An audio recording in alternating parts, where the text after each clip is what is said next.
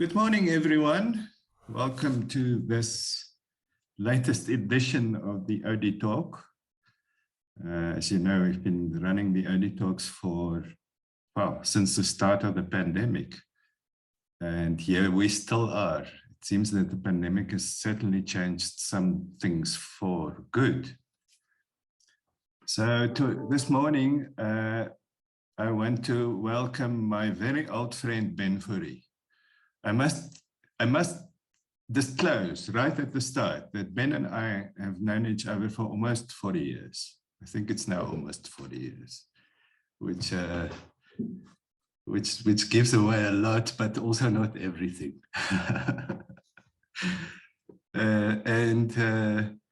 We were in high school together, and then Ben disappeared across the ocean. And he had a long career outside of South Africa, 25 years to be precise, and then a few years ago returned to South Africa. And in that time, Ben did well. He built a phenomenal career in both the corporate space and the project space. So we have today with us someone who is really, really experienced in projects. You may have seen in the invitation, one of its projects was, now let me just read it here. One of his projects is the program director of a global business transformation project at British American Tobacco. This was a £1.2 billion project. And it transformed the whole business across, like what, 80 countries. He was also general manager for BAT Global IT Estate and Global IT Transformation across the whole BAT group globally. There he managed a team of almost 200 people, and he had a US $200 million budget. And then he has also been project manager for 2 single instance SAP implementations in the Middle East as part of business transformations. He consulted with IBM and Ernst & Young. He was also a regional manager and IT manager for BAT's Asia Pacific business, which is a business with a British pound, 5 billion British pound global turnover. Annual turnover, member of area leadership team of a US dollar, of $100 million US UOP business. And then he's also a very experienced strategy facilitator, having facilitated regional IT and strategy, business strategies over a 10 years period. Ben, does that say it? I mean, I still have lots of questions about all your years at BAT, lived in Hong Kong and Kuala Lumpur, and played that game. And in the process, really learned about projects. What I also learned from you in the past year or so that we have been deep in conversation is your interest in things like heuristics, in complexity, and those aspects of managing projects. So what we're going to do today is Ben is going to present to you, and I'll cover a little part of it because it's an ongoing conversation that we have. We're going to talk about business transformation projects, the specific case of business transformation projects, which are large projects that exist inside the organization to change the organization. And what goes wrong in these projects, what's necessary in these projects, how can we make these projects better? And for us as an organization development audience, also what is potentially the role of organization development? Because I have a sense that up to this point, organization development is not often part of the big business transformation project conversation. Often change management at some point down in the project is part of the conversation, but there's not a lot of thought about organization development. And is that a gap? And is that a gap that we can close? So Ben, I want to welcome you into this space and invite you into the conversation and ask you to share your screen and to share with us your story. And how it will work is Ben will present, but if you have questions for clarification or want to go a little bit deeper into a point, just put up your hand or write in the chat function. I will keep an eye on that. And then towards the end, we will also have a more open conversation. So Ben, over to you. You're still on mute. That was a very flattering introduction, I must say, and good morning to everybody. It's lovely to meet you. And most of all, thank you for the opportunity of sharing some of the experience that I've gained and gathered throughout the many years in the corporate world and being part or leading business transformation efforts. So I really want to just share stuff that I learned, research that's been done, and also address what I think is a big OD gap or role that OD can play within these transformations. And to be honest, had I known about this 10 years ago, the BAT project would have gone faster and it would have cost less money. So just to really open my eyes to that, so I thought, I thought there's no gap whatsoever. There's a massive gap. So I'm going to share my screen and I hope I do it right. Share. Okay. Let me just press the present button. So I assume everybody can see this white screen that says business transformation. Good. Can you see it? Yes. Okay, now here you go. Okay, I think let me start with the summary. Business transformations are very complex and they're very risky and they burn cash every day and there's no liquidity. So if it goes wrong, all you've done is you've created a beautiful mess. There's nothing you can sell, it just confused the organization. Okay. And in many cases, you create so many audit problems to yourself, like the case of Shell that had to be ring-fenced when theirs went wrong.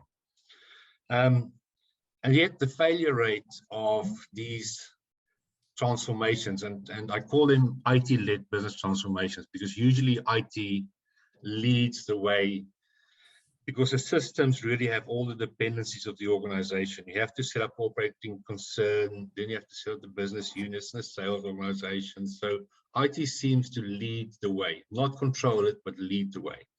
So if we talk IT-led business change, I'm referring to business transformation. It's still extremely high. So the failure rate is still extremely high. And I'm going to show that to you in a minute. Okay.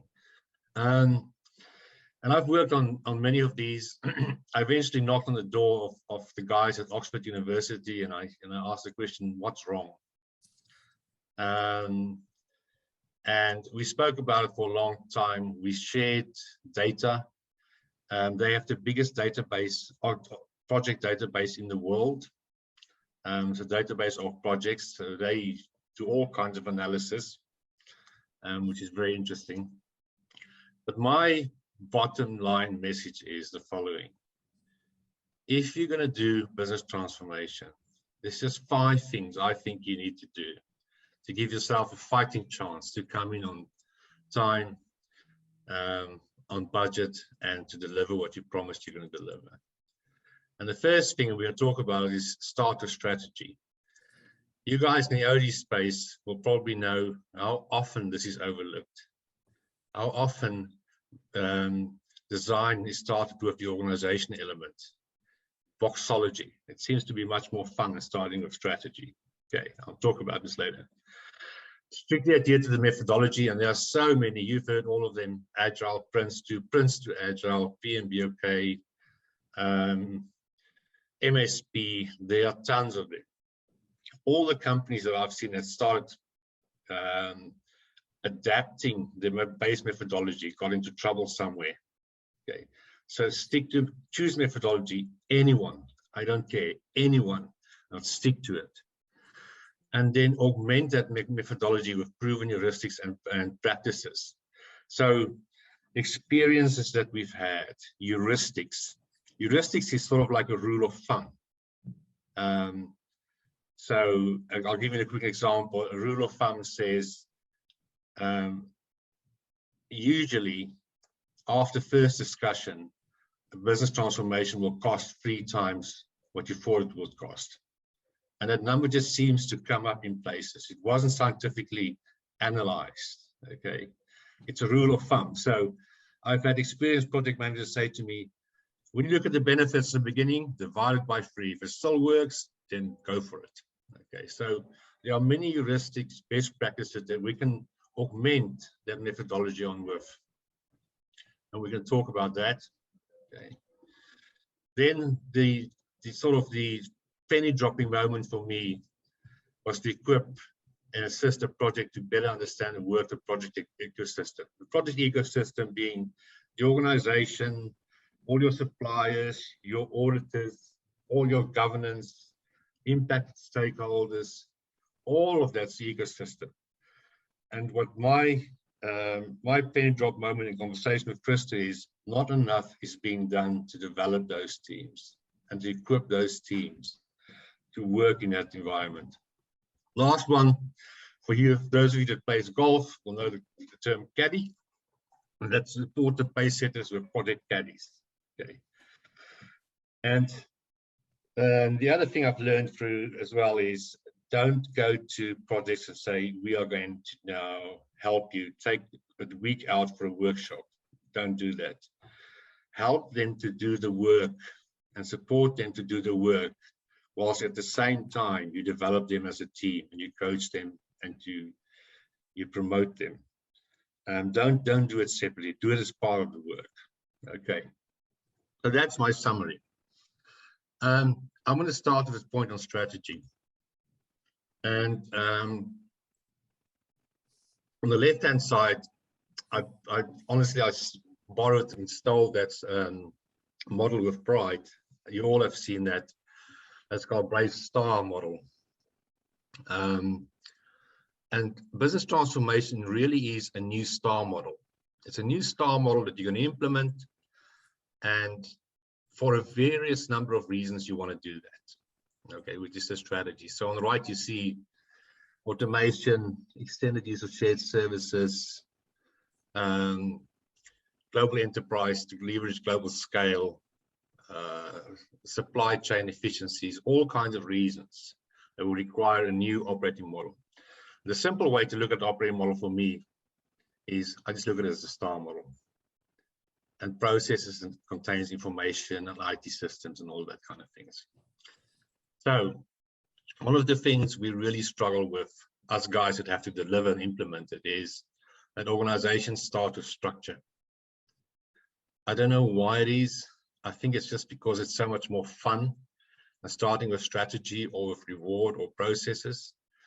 But you know, it's not unusual for a CEO and the HR director to go away and drink a bottle of wine and then come back with a chart with the new organization structure, believing this is the way it should be done. Not really having thought through what does it mean in terms of strategy and the people and rewards and the processes. And that's then handed over to a poor guy like me with a strong mandate that says, don't you worry, I will make sure it happens. If anybody gives you trouble, you come straight to me. And that's the last time that he makes that commitment. Dimension that's always the most overlooked is reward. And that is equally frustrating. Because if you change the operating model of the organization, you transform it, there are new behaviors, and those new behaviors needs to be driven by rewards, and reward is really complicated. If there's one area in HR I've seen that I think people really need to develop more, it's reward. Become more reward experts. It must be a master class or a more focus on reward. But that's the, even Galbraith, the author of the model, said reward is most often overlooked. So the right place to start, please, for any of you that is one day going to perhaps initiate a program like this, would want a guy like me to come and run it for you, please start with the strategy. And I'm going to show you a quick slide. So I assume we're all familiar with the STAR model. Everything aligns to everybody. Everything aligns to everything in the 5 bulbs. And if it doesn't align, it's really messy. Okay. Now, don't be. I know these are busy slides, but I want to give you an example of why starting a strategy is so important. If you look at the left one, that is a definition of a business of today. There's a security company. It's a big one. It's one of the biggest ones in the world. They employ hundreds of thousands of people, right? And they embarked on a transformation. And on the left is they had their current model of what the business should look like. And on the top right, there's obviously the future model of what the business should look like. They only did the structure part, not the strategy part. So they do boxes, blah, blah, blah, blah. And they decided they're going to become a very sophisticated and automated organization. So if they had started with strategy, and let's look at that V1 vector, that's a strategy vector, which is probably where they started off, which says they're very cost competitive, but they don't differentiate as much. And you guys will see Porter in this immediately, right? With Porter saying, stay away from the middle. And they decided through their new organization structure and process that they are now going to become a fairly differentiated company. Okay. They went straight for the middle, not cost competitive. The implementation started with a $3 billion budget. But never in the process was strategy really mapped to the structure and the people and the rewards. And it became one of the most difficult implementations because basic things like they implemented scheduling and nobody had a competence in the organization. Most of the people that worked for the organization was on minimum pay, minimum wage pay. So they didn't have the skills for doing that kind of scheduling, delivering those kind of specific services. Okay. All these guys worked on this. I said, let's get a structure, let's restructure and put some software in it. And it created so much problems. And what is the number that came up as the final budget? Exactly 3 times where they started. So save yourself the trouble, start the strategy and then work it through and across all the dimensions. And even if it's for basic products or the organization as a whole, organization units, you know, just do these strategy vectors on the right, which is how are you going to change? And what if you change into from the first model, you have a different star model. If you're changing to the middle vector, you have a different star model. If you're changing to differentiation model, you have a different star model. But work the damn thing out so that you can implement properly. That's the big drive. You start a strategy. That's the first learning that I want to bring across.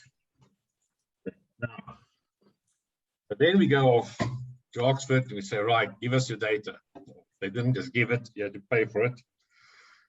And this comes from their database. So this is the largest projects database in the world. I would love to have my hands on it full time. Okay.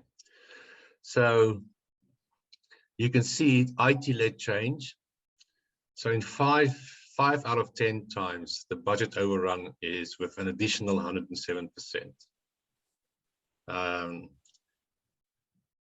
schedule overrun is about 40%, and the benefit shortfall is about 30%. Okay. The cost of black swans is about 18%, and the average duration is about 3.3 years. Okay, now you compare it to the rest. It's interesting, the Olympics, for instance, the frequency of cost overrun is 10 out of 10 because nobody cares, but they're always on time. There's never a schedule overrun. That's the business to be. Okay, so despite all these beautiful methodologies we have Prince, Light, Agile, Kanban, all of that, we're still running late. We're still costing more and we're still delivering less. Okay. So the questions, the answers that Oxford gives is there's 3 primary reasons for this. The first is strategic misrepresentation. Okay. Second is planning fallacy. And the third is an optimum bias. Strategic misrepresentation basically means you're lying. You're not being truthful. And it sounds like a harsh thing to say, but it is true. On that same security project, when I challenged the CIO and I said, look, I've had a look at the numbers and this thing's going to cost 3 times what it's supposed to cost. He said to me, I know that, but the board doesn't like big numbers. So there's far more of that than you think there are. And a lot of these projects sees life because they're sexy, they're good for your career, they're almost unstoppable.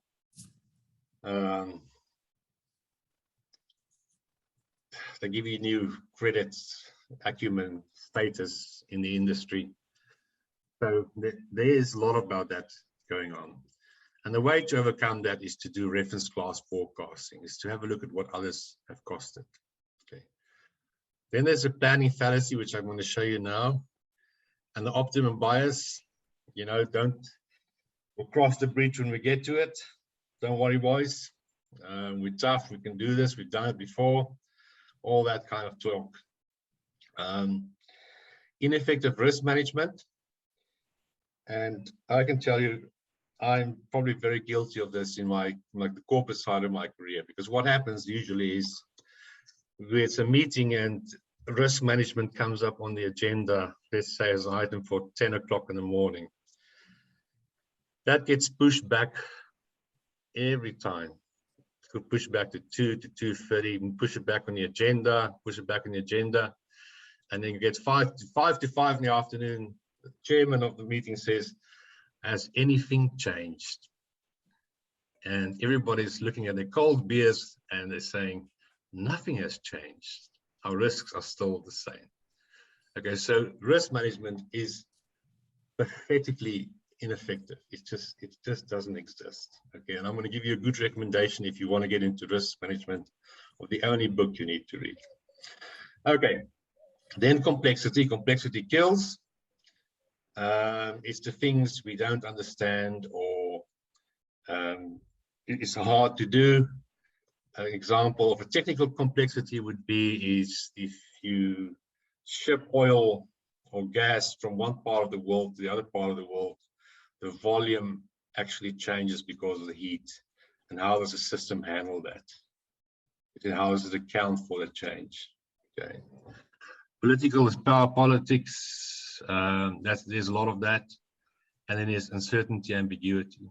Now, those 2 blocks, that is where I honestly believe teams needs more of people like yourselves to get involved and to develop a bigger maturity, to develop less defensive behavior, more inclusive behavior, much more of an intelligence around how organizations work and does not work. You know, and boy, that it's such a time consumer and it drains so much energy. So I think that's an area that you guys, you know, should be able to do something about. And then repeating industry mistakes, not learning from the master builders. That is probably the most shocking thing of all. People don't go out and talk to others. When I did BAT's program, Every Wednesday I didn't go to the office. All I did was go to speak to other people that have done it. And that made a hell of a difference. So what I am going to show you a bit later is... Ben, before you go there, there's an interesting question from Beatrice. Yes. She asks about, I mean, the striking, astonishing fact that risk management is bad on projects of this size. Yeah. And any thoughts about why? She says, how often does it happen? It sounds like it happens a lot. And does this get pushed back because people have no idea how to mitigate risks, other factors? I think I'm going to be honest, because that is such a good question. I think there's a bit of ego and arrogance. So it gets pushed back usually because people run out of time on the agendas. So they just add it, you push it back to the last item. But people just have this optimism. They believe that they'll solve the problem when they get to it. They're just that good and that smart. They don't really, and then they believe they have a view of what is going on. And they don't understand that risk management is a science. I honestly think it's just a bit of ego involved. It says we'll get to it when we get to it. Yeah, it strikes me almost that all of these reasons, strategic misrepresentation, the planning fallacy, the optimism bias, the political, etc., all of this to some extent has to do with ego and somehow a delusion of control. Yeah, that you are strong and powerful and that you are in control. Correct. And to be honest, doing risk management is not the most exciting thing in the world. So, you know, get somebody in for whom it is exciting to help you with it. But it is that control thing. I think that's the right word, just to say control. Believing that false belief that you have control. Okay. So here's an interesting thing. So we then asked the question, okay, let's say all things being equal. Let's see who has the highest failure rate of projects. Is it public or is it private sector? And they went through all the data. I don't know how much of the data is South Africa data, so I can't qualify. And the failure rate is exactly the same. And then I said, okay, so what else could it be? Is it sort of the function of the industry, engineering versus marketing? And they looked at it, and the failure rate is exactly the same. And then they said, no, wait a minute, we've got to find something. Is it size? Is it scale? Do smaller projects? Are smaller projects much more effective than larger projects? And the failure rate was exactly the same. So they worked it from the other side. So they said, well, then what is the real difference then? And conclusively, the thing that really differentiates and the biggest kicker in success rate is speed. The faster you go, the better. So the faster you go, the higher your chance of success. Okay. And I think it's for two reasons. One is, you know, if you standing outside in the snow, the longer you stand outside, the higher your chance of frostbite. So if your project's in an environment which is volatile or changing, the sooner you get out, the better. But these are all long-term projects, right?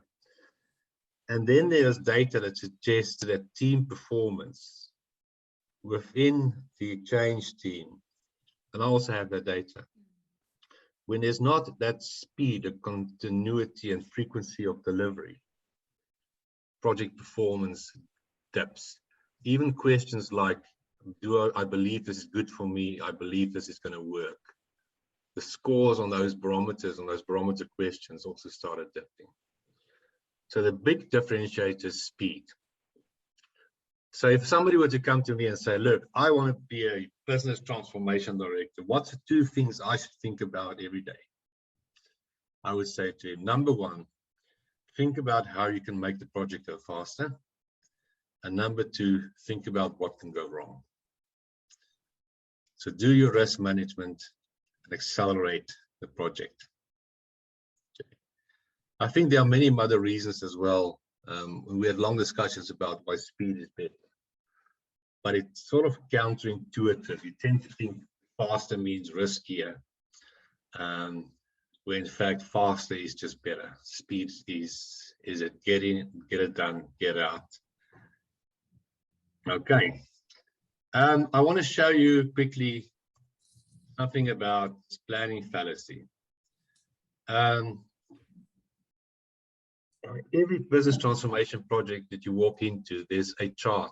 It's printed on A0 and it's about, I don't know, 250,000 kilometers long. It's just a big chart. I'm exaggerating. A big chart which says, here is our plan.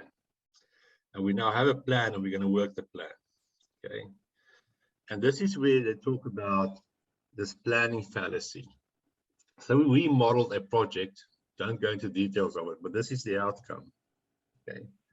Which basically says if you're on a project or you have a set of tasks, okay, and you are 100% effective. So what you do, what you deliver is the right thing. There's no defect with it. And you're 100% effective, okay, then you need to do no additional work. It says you take 8 hours and it took 8 hours. If you're 80% effective, you need to start working 2 hours a day in addition. If you're 60% effective, you need to start working 6.5 or 5.5 hours a day in addition to every day's work. So it's the 8 hours of work plus your catch-up work. Okay. So these plans are not born in reality. Okay. And the best way to overcome that or to check your plans is to do what's called reference class forecasting. So go and look at databases of similar projects with similar dimensions and see how long it really took. And those exist. You can do that. But almost without exception, every transformation I walked in on, there was a plan. Plan with a lot of optimism. And it was just not workable. It was never going to happen. And those plans disappear. Okay. And then talking a little bit about risk. Sorry, guys. Delivering. Talking a little bit about risk. I want you to read this maybe. So there's a guy who just looked at basic calculation. He said if we have a 90% chance that you know, a task will be delivered, and we have 25 tasks, then the chance of the task being delivered or delivered on time is 7%. But 90% is quite a high figure. You know, I take that. If I have a 90% chance of winning when I place my chip on the roulette table, I'll take it. Okay. But 25 tasks that are interdependent to each other, it goes down to 7%. Okay. If we change that 90% to 95%,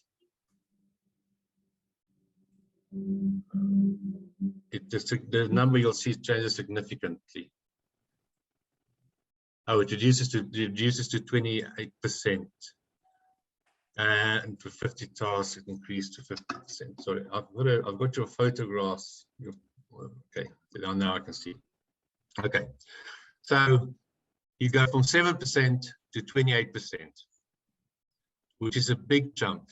So if you can be 5%, just 5, your risk management just be good enough to it, so you have 5% probability of these tasks actually occurring, then you make a huge difference, a huge difference. Okay, so a small impact, 5% of delivery makes 65%. A small improvement of 5% in risk management makes a 65% increase in probability that you're going to make it. You have to invest in the art of science. This is bloody interesting stuff that you don't think about it, right? But it makes a difference, and people don't do it. Okay. So we looked at the methodologies, and we had long discussions about methodologies. Is this one better than that? And we compared waterfall and agile, and everybody's done it. You've been in the course and not in the course. And really, there are pros and cons to each. I actually have the data because some of the projects were waterfall and some were agile. Agile was much better on cost, duration. Oddly enough, it wasn't that good on business benefits. It was slightly below waterfall, but that's not the point I'm making here. We then thought, should we maybe look at one of these methodologies and try and enhance it and make it better, so that we can be better at risk management, so we can be better at speeding things up, so that we can be better at acceleration, etc., etc. And the answer is no. Just adopt it.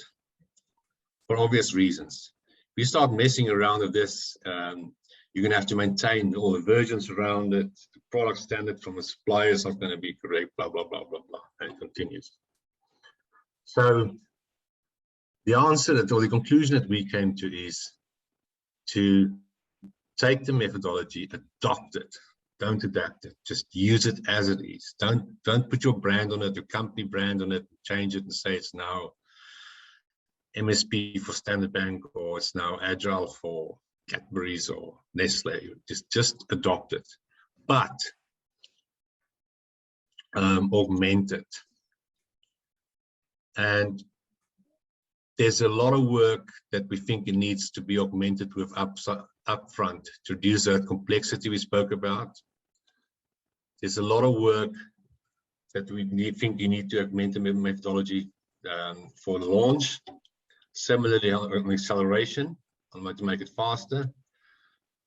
On harvesting, which is business benefits or business management. So don't change the base, just augment it, but prove it, learned practices. Okay.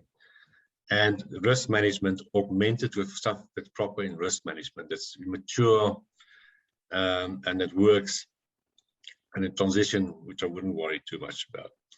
So we then said, okay, but where do we get these from? These heuristics that we augment them from. And we started trawling, having a lot of conversations with a lot of people, mostly previous program directors. So the guy that Ronnie Hafner, who did Nestle, which is probably the biggest one that was ever done. That was a 350,000 person company. People like him and his team. And we started with building what we call heuristics, or just best practices, which we say we would add to the methodology. And I have tons and tons and tons and tons of pages and pages and pages full of it. Every day. All of it with war stories and with data behind it. So, I mean, I'm happy to share some of that stuff if you ever go into a business project, but I thought I'd just choose 3 or 4. Just keep in mind there's a gazillion pages just like this floating around. The first one is that number that always comes up. And I've heard it so much. The Oxford guy says they have the same thing, that number just keeps on coming up. Divide the benefits by 3 up front. If it still works, pursue it. If it doesn't work, it's probably not going to work. Okay. Amongst the guys who did risk management very well, both used event chains and Monte Carlo risk simulation. And that made a big difference. There's quite a few case studies written around that on how to do it. Now, you see, Prince and these methodologies will not tell you to do it. It's not part of the methodology, but you can augment the methodology and just put event chain analysis on it and do Monte Carlo risk simulations. Okay. The other learnings we all learn is that benefits is best when it's on the balance sheet or working capital and uniquely attributable.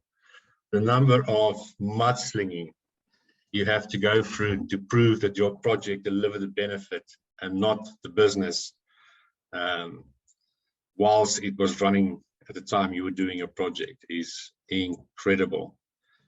And I tell you, BAT was the toughest one. I think I must have gone back to the board 7 times to explain the benefits. Until the CFO said to me, just cut down all the benefits to things that's on the balance sheet, working capital, and it is very uniquely attributable to your project. And I did that. The benefit number decreased significantly. It was still worth doing. But I took that back to the management board and everybody just shut up. So they get it. So there's a good piece of advice for you. If you can do that, it works. Okay. Avoid contingency as far as possible. It sounds like a good plan to build in contingency. It's the first thing your supplier goes through. Many say, and including me, I don't do contingency at all. Because it's the first thing a supplier goes through. The supplier knows what the contingency are. Early in the project, they would just take it. And there's not that much you can do because you're not skilled enough in the project first. So another interesting one, which is called 9.7. The figure 9.7 comes up a lot when you start customizing what you have in terms of systems, your SAPs, etc. The lifetime cost of your customization is going to be 9.7 times what it costed to do in the first place. So don't do it. Just stop it. Stop it completely, etc. So this examples of the heuristics of learnings, best practices, and our approach is definitely one of augment the methodologies, base methodologies. Do not mess with them or try and build these into it. Just let it play out on top of this. Okay. Now, this is a very basic model of what it looks like in a business transformation project. And this was, let's say this is BAT. So the top I have a CEO, marketing operations, regulatory affairs, CFO, blah, blah, blah. Big team, big organization, sits in head office, sits in London. And they have huge teams below them, spanning the regions, etc. Okay. Then on the left here, we have various suppliers, advisories, systems integrators, auditors, data people, OD design specialists, just a ton of these suppliers. Okay. There's a business that runs. Okay, sorry, that was a bit too quick. Sorry, guys. Let's get back to that. And at the bottom right is you and your project team. Now, business transformation projects are countercultural. If it was part of the culture, it would have been done in the line, by the line. This is not how the organization works. To set up a team and rejig the organization while the organization runs and have it done to it is countercultural. The amount of politics that you have to go through and the amount of selling, of reassurance, of involvement, of begging, pleading, etc., is absolutely immense. Okay. So this little project team at the bottom here, which says, let's say project directive, to change management in there, got OD in there, systems, data, PMO, a few others. That was a big team in BAT. That was 1,200 people in BAT. Are hopelessly ill-equipped to deal with this ecosystem. You know, you start off with a conversation with the CEO and says, don't you worry, if they don't want to do it, you come and tell me.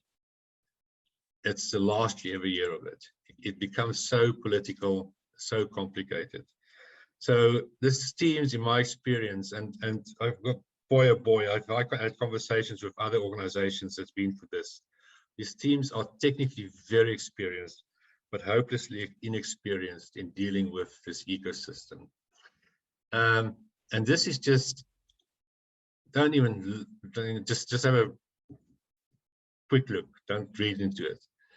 But these are the organization units and meetings and authorities that this small team on the right-hand corner have to deal with and have to integrate with, okay, in addition to this larger organization. So I can honestly say I've wasted, I think I would have saved VAT a good £150 million if my team and myself were better equipped to deal with this ecosystem, this eco environment. And that is where my friend Christo enlightened me. He's now going to share his view on this. I think, Ben, when we had the conversations, what really struck me is that when you have a project, you have this, and you have a style model, which is really the structure of the organization, the structure to be, and the structure of the project itself. And then as part of that structure, you have your project methodology, et cetera, et cetera. There's a whole lot of structural stuff that gives you a good indication of what to do. And it's there. You must, and I think in all the world, we suffer from a little bit of structural idealism. We think that if we have the perfect system or the perfect structure, it's going to happen. And then what happens is people need to step into this, and they have to actually do it. And this is where all sorts of things happen. The people's motivations, their behaviors, the politics, the capacity to work with each other, the capacity to resolve tensions, to sort things out, to build relationships, etc., etc., etc. All of that stuff is almost like we just assume that would happen because we have put the best people there. Yeah. We have put the best people there, and well, we've put the best people there, they must make it work. And yet these aspects of human showing up, of human agency, of how people come together in this ecosystem to work the ecosystem itself, that's perhaps not always so. That's where things slow down, right? Isn't it? It slows down because that guy has a beef with that guy, and they can't figure out what. And this one undermines that one because they didn't have a proper conversation somewhere, or this is going to affect some reward that I am looking for that nobody has spotted. And these things remain invisible to some extent. They remain unresolved to some extent, etc., etc. So when we speak about working the project ecosystem, it is really to not just work on these structural systemic aspects, but to work in that domain of human interaction and how people show up into their interactions. Those of you who know the establishment and adaptation landscape will know that there's a lot of that comes into this thinking. If you think of the project as the establishment of the project, and then the adaptation or the agency aspect of the project. So when we looked at it, we identified in this ecosystem or this project ecology, we identified these three big domains. The one at the top refers to the project team itself. And I think this is a common issue, not just with projects, but across the organization. There's often this assumption that if you put people together in a team, they're going to work together, they're going to figure out how to work together. and they're going to be coherent, and they're going to be congruent, and they're going to be clear about what they are going to do and what is expected of them, and they know how to sort out in team dynamics issues, etc., etc., etc. And this is never quite true. So there's always a huge piece of work to get this central organizational form that needs to deliver the project, which is, as Ben said, is countercultural. It goes against the organization, to bring these people together into a strong team, into a congruent or coherent team, a team that is more effective, and at the same time that has healthier team relationships.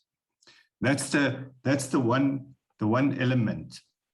And then the second element, which actually in a way becomes even before the point of the team coherence, is ecosystem integration. The project exists inside a larger organization, and not just inside a larger organization, but inside a whole ecology of suppliers, etc., etc.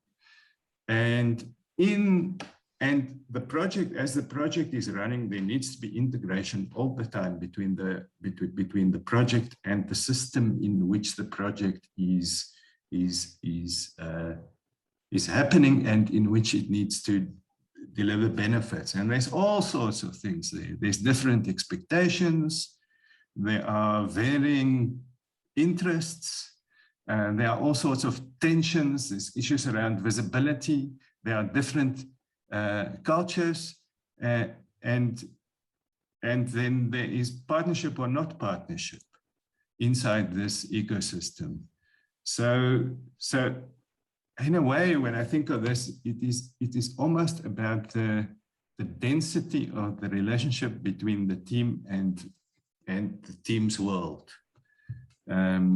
and the work that is being done there. You know, what are the conversations that are happening between team and organization, or between team and suppliers? What if the supplier organization has a certain culture that's completely at odds with the culture both of the organization and of the project? I think that's something that you find quite often. A lot. It's almost without exception. Yeah. Yeah, and then you have all sorts of conflicting interests and things that happen. And I think what we're looking for there, as much as we speak about team coherence in the team space, here in ecosystem integration, we are thinking towards the idea of partnership as a model for resolving issues, or an attitude for resolving issues that happen. Not the project against the organization, but the project in partnership with the organization. And that would affect a whole number of outcomes. And then the third bubble is the one that is almost the glue for all of this. And that is, we called it relationship intelligence. We could easily have called it leadership maturity or organizational maturity. It relates to individual and collective capacity for agency. You know, Ben, I think one of the things as we were speaking about this was there's a lot of defensiveness in projects and in the project ecology. I need to protect my turf, I need to protect my interests, I need to protect my views, I need to protect my career, I need to protect my sense of who I am, I need to protect my ego, you know, etc., etc., which are all things that somehow. I thought that was all that lovely meat, and then he barked and he forgot. But if he comes back, it's all things that stand in the way of partnership, and it stands in the way of ecosystem integration. Now you can see relationship intelligence is of course a very important part of team coherence and the development of the team. The team itself needs to develop from a structural perspective, but it also needs to develop from this perspective of adaptation, or the perspective of how do we actually interact with each other, and how do we shift how we interact with each other.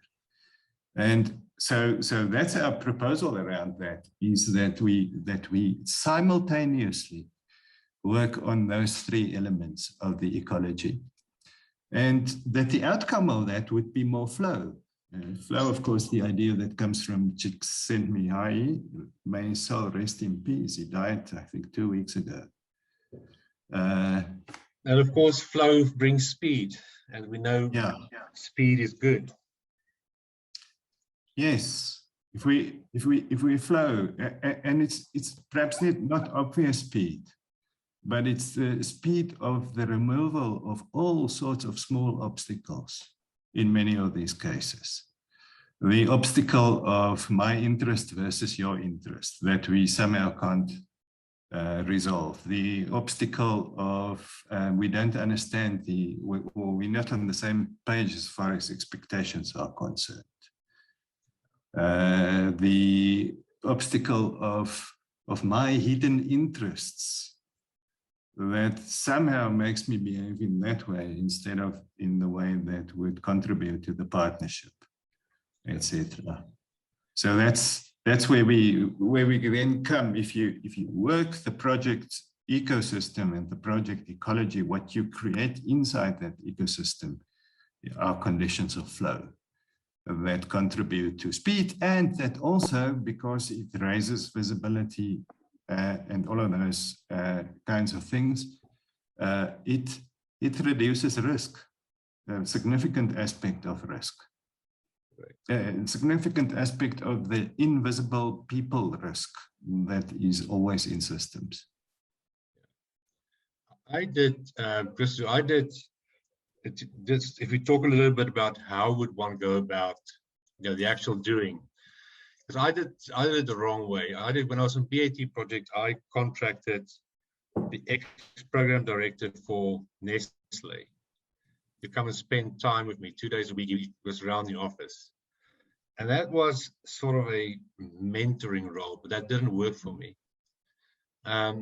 What I would have liked was for people to work with me and team to educate us around things like relationship intelligence, how organizations work, and work with us in delivering the work. So don't take a team out for weeks, but work with us in the process of delivering the work, and then help us review and strengthen and develop as a team to get that team coherence and the team identity. Because it's very frustrating. You can imagine most of the people that works in that project team also has a functional boss that sits in the big organization. So from the day he or she joins, it's torn between working for the project director and working for the boss, who, by the way, has the ultimate say on his career. And those are big tensions. We never touched that. We never spoke about it. We never worked on it. We just assumed you're a big guy and you've got to manage it. So that's what if I had to do it again, I would have people work with me in doing the work and educating me and team around these three blocks. So, when you speak about doing the work, I mean, there's that's where the augmentation of the project methodology comes in, because there are discrete elements of the work, yes, which are integrate. The idea that you start with integration, that you don't leave integration as this thing that you do in the end, but that you really kick off and all sorts of integration issues that are affected by things like this. Two bosses. I think what you're referring to, it says very first augmentation block, which says integrate. Do it up front before you kick off the project. Get it done up front. Okay, is that? Yeah,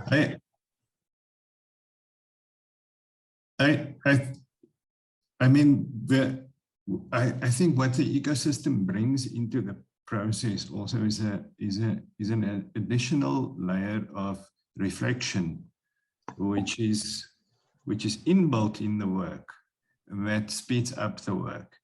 And it is the reflection not just on how are we doing in terms of how the project is going and delivering, but also in terms of our continued capacity to do it, in terms of how we sustain team coherence, how we continue to develop relationship intelligence. Because you can imagine that relationship intelligence is not something that you just inject at the beginning of the project. It's something that develops over the whole course of the project. So it provides that extra dimension of reflectiveness and development. It is like a little bit of exercise so that you can walk further or run faster. There's certain things that you have to exercise, and our argument here is that you have to exercise team coherence, and you have to exercise relationship intelligence, and you have to exercise ecosystem integration. Great. Okay. Cool. Cool. I can't. I know I'm banging on about this, but I can't stress how much I regret not bringing in people to help me with my team with this. It would have made a difference. That's absolutely for sure. Okay. The last one is a caddies. This is an easy one, especially if you're a golfer. So on the left, at EY on the project we did for Allied Irish Bank, we asked the project manager, what do you spend your time on? It's a good chunk of planning, meetings, reports, and QA. And what we did there, which worked very well, is we assigned somebody that understood the methodology, that were aware of the heuristics or these best practices, to work with the project manager. Because the project managers were the pace setters. They set the pace absolutely throughout the project. And they took on key admin planning, reporting preparation, just get everything in order for the project manager to do his or her work. And that made such a big difference. And it went down very well. So that's, I know it's a small thing, it sounds very basic and simple, but what I'm trying to say is all your project managers don't have to be experts at the methodology or at the heuristics. They just need somebody that can give them the right, there has to be, and can give them the right club and say, use your 4-iron or use your 6-iron or put backspin on the ball or whatever. And it's not that expensive. So I would do it absolutely for sure. Okay, guys, so that's it. So this is a 5-step approach from many years of learning, pain, hair loss. I think, that's the best shot you'll give yourself. And honestly, think about this point number 4. Bring some people in from the OD space. Coaching helps, but it helps to a point. Bring people in from the OD space that can help you and that project team to really work that ecosystem and wrinkle things out and iron things out, wrinkles out, and speed it up. And as I said in the beginning, these projects, every day is cash flow. Cash flow is the #1 measure you use. And every day late, you have to spend that day's money, daily cash flow. Opportunity costs, there are no liquidity, so you can't at the end sell stuff. You just apologize for your confusion that you costed. And I would say I have a little rule that says if your project is a failure, it's your own fault, because there's enough experience out there, there are enough heuristics, there are enough best practices There are enough wise old men that's done this before. I showed you a list of many lists of knowledge that's there. If you don't go out and find it and apply it, augment your methodology, then it's on you. And I think that's all I want to say. Excellent, thank you, Ben. I want to open the conversation. Ask if you had a question for Ben. You stop sharing your screen. Okay, hold on, man. See, that's why I need a caddy. You need a caddy for some stuff. To help me with this.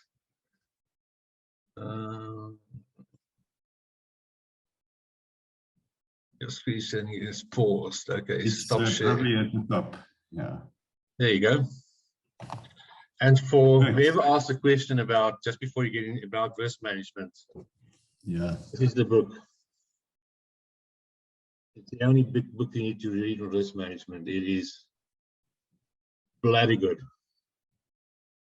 Okay, so it's by a guy called Ben Fourie and Michael Trumper.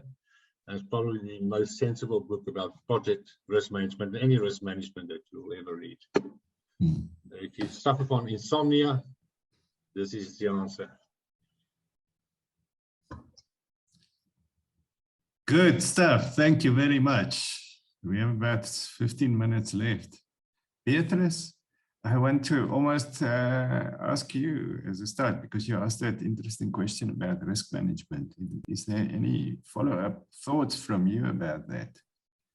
Thanks. Not specifically on the risk management aspect. And while I do suffer from insomnia, it's very unlikely that I will be wading through that book, but thank you for the reference.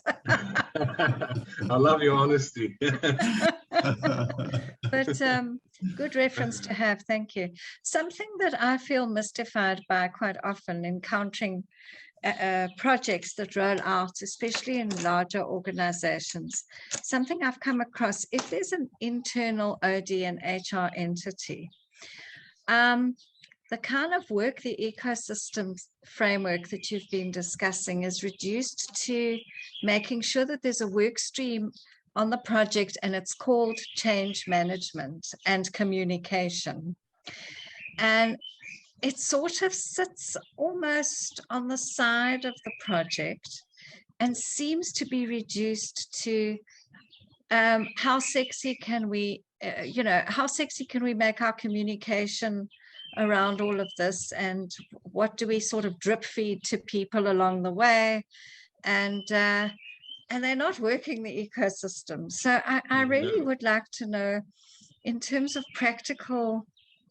some practical advice that you could give, in terms of encountering that in an organization, because I see it all too often. There's an internal OD HR function, and at the time of the project startup, that's what it gets relegated to. A little bit of change management, a little bit of communication. We sort of drip feed stuff into the organization from time to time. We've done our managing the ecosystem stuff, which is not true at all. What practical advice could you give around that? Okay, so what I've always done is I've had a change management work stream in the project. So there would be a head of change management in the team. But that does very, very different things to what we've discussed. And I think that's what you're saying as well. So they would do things like role to position mapping, for instance. Yes. And their job is to basically I have person X doing job A now, and this is going to be person X is going to do B in the future. How do I transition that? So it's all the training that has to go through it. It's all the messaging, all the simulations, all of that stuff is what they do. But they really are just a work stream, and they usually do communications. Mostly very well. They seem to spend a lot of time on that. They're very hard to find I think in BAT, I went through 4 before I got somebody that understood how to do that transition, as opposed to just show me a bell curve model. But they don't touch, that's not sorting out the ecosystem. The problem that we addressing is specifically to that project team. That project team in the bottom right hand of the corner, it's this project team working in the ecosystem. And the communications is not nearly enough. You know, I tell you, projects are delivered through relationships. At the end, it's all delivered through relationships. Something is late, you got to go and ask a favor. Something was not right, you need to go and explain it. There's some resistance, you need to go and understand why. This reassurance needed, you need to go and give it. It's all through relationships, and communications does not even begin to do that. It doesn't touch that at all. In fact, I always tell people, just use the communications you have right now, your vehicles right now. Don't introduce anything new or very specific. Nobody really reads it. They wait for their training, they wait till something becomes relevant, and what they really care about is what is it going to do to their job. And that's the kind of things that change management streams should focus on for me. So that to me does not work the ecosystem. That just delivers the stream of work of taking an organization from point star model A to star model B. That's what they should do. Yeah. But it's taking the hearts and the minds and the souls and the tensions and the anxieties and all of that along the road with you, from the perspective of this project team. That's really important, the project team's flow. That they don't do, that's for sure. I know, because it never happened. So I think it's 2 very different roles. Thank you. That's brilliant. And I like what you say about projects are delivered through relationships. Yeah. I think that's a very valuable point of view. Thanks. Yeah. If you're not good at relationship, you don't understand it, or as Christo says, have relationship intelligence, then you're going to struggle, man. Yeah. So Christo, I guess it would go back to how effectively do you contract around all of this at the beginning? Because working with the project team, being immersed with the project team in terms of helping the project team help itself, that's got to be contracted right up front, hey? Yes. Yeah. In the integrate. Yeah. And I think that's why in the augmentation that Ben proposes, is that integration is really the first phase, is what is the relationship between the company board and the project board and the project team? What's that expectation? What are the, Ben, some of the things you mentioned, for instance, right at the start, is things around the career trajectory or the people who are pulled onto the project. What happens? Yeah. You're going to go on this thing. It's supposed to be a huge boost for your career, but you're going to be out of the business for 3 years, and things are going to move on. When you come back, you're an outsider. I think you gave a lot of data of how many of those people leave the company after the project. And a whole lot of other things that need to be resolved right from the start. And I think one of the things that implicitly is here, that perhaps we want to make a little bit more explicit, is how are we going to resolve tensions? How are we going to engage with each other? And where must we, when must we almost proactively engage so that we can smooth engagements further on in the process? I mean, if you were to, I think one of the things that we talked about is that something that I never had, I wish I had built, was a tension map. The change managers built me a stakeholder management map. That's not what I wanted. I get it. The stakeholders need to talk to some, you need to ignore others. Some are more important, some are less important. What I wanted to know was a tension map. so I can understand where the tensions and anxieties was. And then me and team could have worked more with that. You know, that's a big difference. But an example that you just gave, Christo, of is your career. So you're a bright young kid, you get seconded to this project, you're on the project team. Your performance is evaluated by the project director, but your career is determined by somebody sitting in the organization whose job you're about to change. Okay. So the leave rate is around 80%. 80% of people leave the organization, which is horrible, because 80% is just that really now understands the organization. So the heuristic that we would apply is to say, if you're going to second somebody to the team, first appoint him or her in his future role, and then second him or her back from the future role onto the project team. That's a much bigger commitment. You know, but that's the upfront work that needs to be done. You're not going to find that in a Prince book or Agile book, etc., etc. That's why we augment.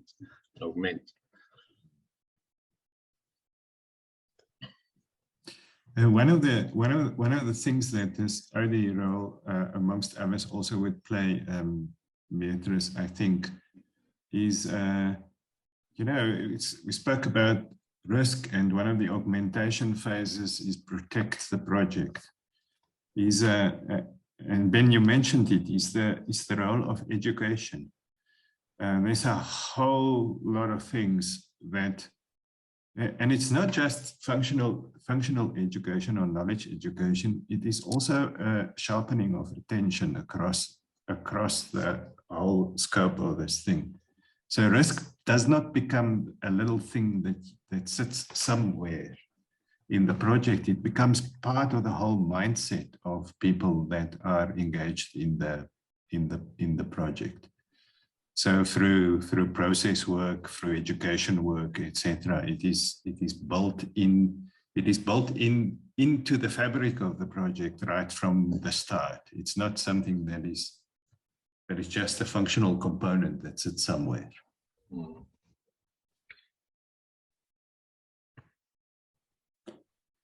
Any more questions?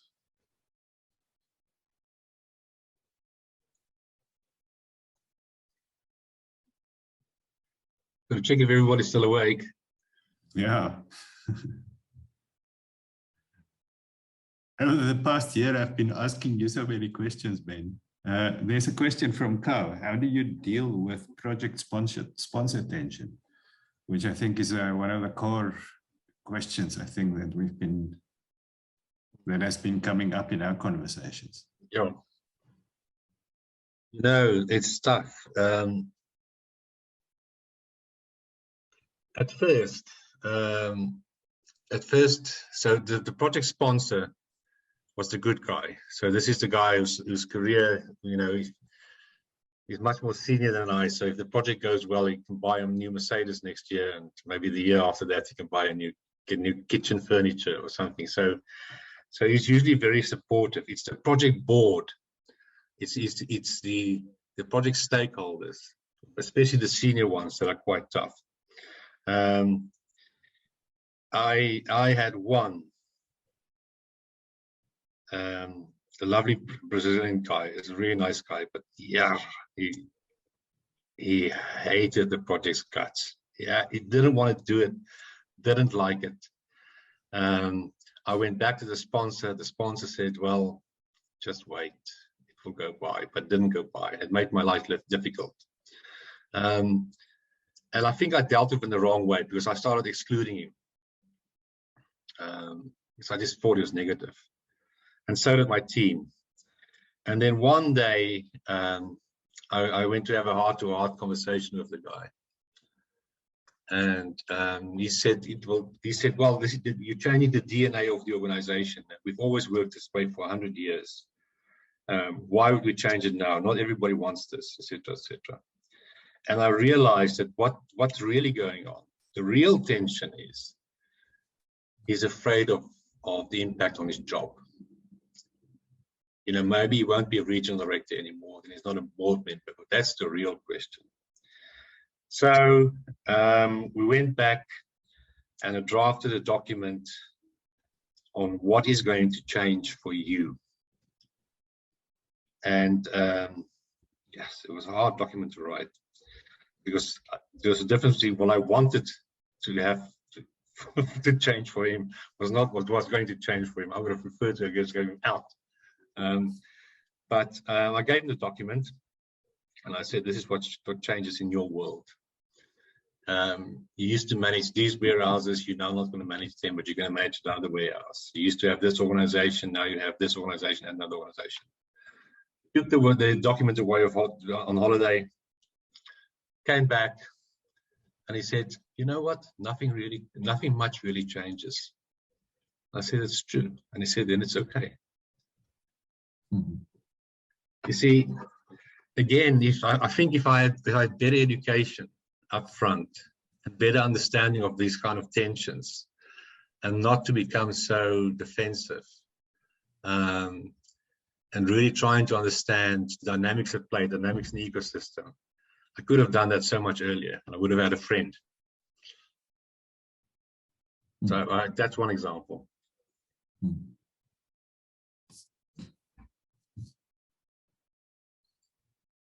Thanks. Cow, any other thoughts from you on that?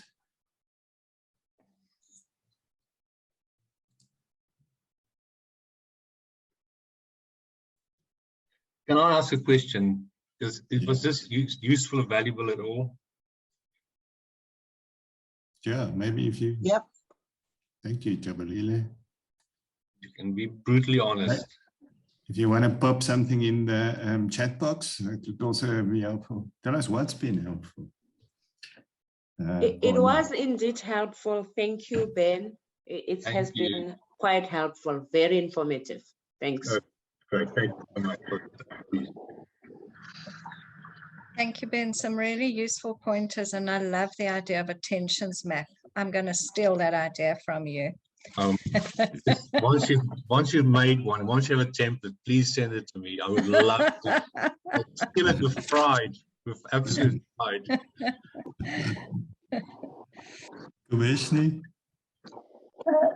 Thank you very much. Good morning. I not only found it very useful, but very, very educational. And I loved the aspect of second somebody into the position, you know, in terms of their future position, and then look at how they're going to drive the project. Yes. The tensions between sponsors, project managers, project coordinators, and, you know, the recipients of the sponsorship is something that I'm really grappling with.